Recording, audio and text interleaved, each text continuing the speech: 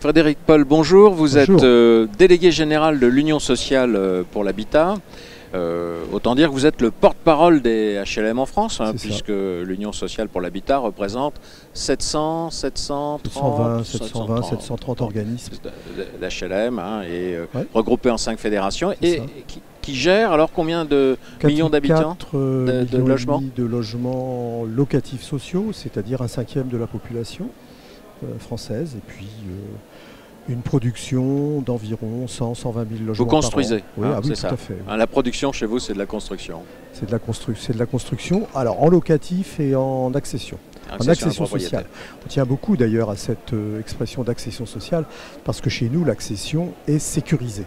Voilà. C'est-à-dire qu'on apporte des garanties à l'accédant en cas de chômage, en cas de revente. Alors quand on est le délégué général d'une union qui regroupe autant d'offices d'HLM, d'organismes d'HLM, 4,5 millions de logements gérés, j'imagine que les GRU, hein, ces journées d'études de la rénovation urbaine organisées par l'ANRU, c'est un événement important.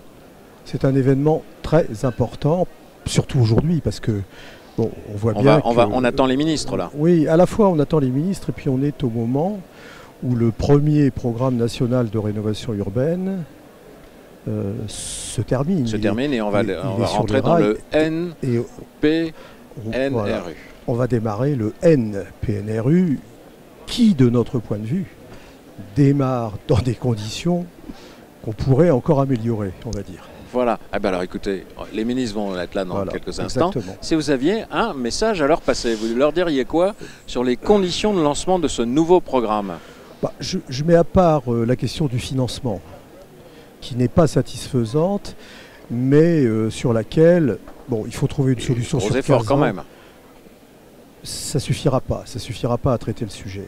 Enfin, il s'agit de trouver des moyens qu'on répartira sur 15 ans. Donc je fais l'hypothèse que c'est quelque chose qui est à la portée d'un pays comme le nôtre et des acteurs que nous sommes tous qui sont concernés par cette question si grave. Qui est au cœur d'ailleurs de la cohésion territoriale, non ? Qui est au cœur de la cohésion territoriale. Alors c'est la raison pour laquelle nous pensons que ce NPNRU ne peut pas s'engager sur les mêmes bases que le précédent. Voilà, c'est-à-dire que pour le premier PNRU, il y a de nombreuses réussites.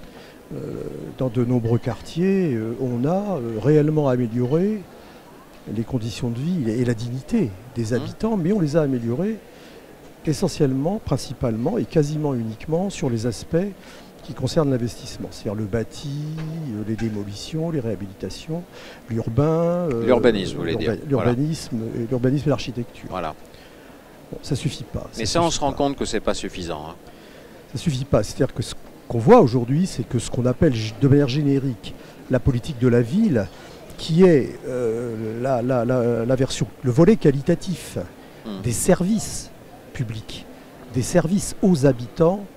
Ce service est étonnamment faible dans la plupart des quartiers, et il faut bien comprendre qu'on ne réglera pas la question des quartiers qui est d'y réintroduire des formes de mixité. Voilà. Si on ne rend pas ces services attractifs. C'est du François Pupponi, président de l'ANRU, dans le texte, hein, parce que je l'ai souvent entendu dire, voilà, l'urbanisme ça suffit pas, il faut de la mixité et il faut de la relance économique. Il faut de la sécurité publique. De la sécurité. Il y a un niveau de service de sécurité publique dans les quartiers qui est totalement insuffisant. Je suis frappé, quand on se balade dans Paris, de voir le nombre de voitures de police qui sillonnent la ville. Et quand on se promène dans les quartiers, de voir qu'il n'y en a pas. La police. Il faut des services publics. Oui, mais il faut les nommer. L'école. Voilà. Alors l'école, il y a des signaux qui sont donnés. Ouais. Mais il faut 12 par classe, oui. Mais il faut aussi faire revenir des élèves. D'ailleurs, la mixité. Oui, en leur donnant envie de venir. Et puis des commerces, des transports, etc. Et ça, c'est l'économie. Mais ça n'est pas tout. Ça n'est pas tout. Il y a un enjeu sur un certain nombre de quartiers qui est un véritable enjeu, et ça je ne sais pas si on le dit assez, qui est un enjeu de reconquête républicaine. De quoi s'agit-il ? Nous avons un certain nombre de quartiers qui sont gangrénés par les trafics de drogue. Nous avons un certain nombre de quartiers dans lesquels le repli communautaire ou le repli communautariste provoque le rejet de tout ce qui est extérieur au quartier. Et donc nous portons l'idée qu'il faut aujourd'hui, et c'est, nous le dirons, le président de l'Union va le dire au ministre, c'est probablement l'enjeu de ce quinquennat, il faut donner le signal de la reconquête républicaine des quartiers. La reconquête républicaine dans les quartiers. Je vous ai bien entendu, monsieur Oui, mais ça Paul. Ça veut dire, de manière opérationnelle, qu'il faut mettre en place commencer par 10 ou 20 quartiers qui sont peut-être les plus difficiles. Ce que nous appelons des opérations d'intérêt public, dans lesquelles l'ANRU, qui pour l'instant n'a été qu'un outil d'investissement, doit devenir un opérateur. Elle en a les moyens, on a construit des savoirs, on a construit des savoir-faire. L'ANRU est capable d'être le pilote de ces projets globaux. Très bien. Frédéric Paul, délégué général de l'Union sociale pour l'habitat. Votre union sociale est à la disposition de l'ANRU et du gouvernement pour continuer à bâtir, rebâtir, réanimer des quartiers qui, selon vous, en ont bien besoin. Nous sommes totalement solidaires de l'avenir de ces quartiers qui sont notre histoire et qui sont une partie de nous-mêmes. Merci, monsieur Paul.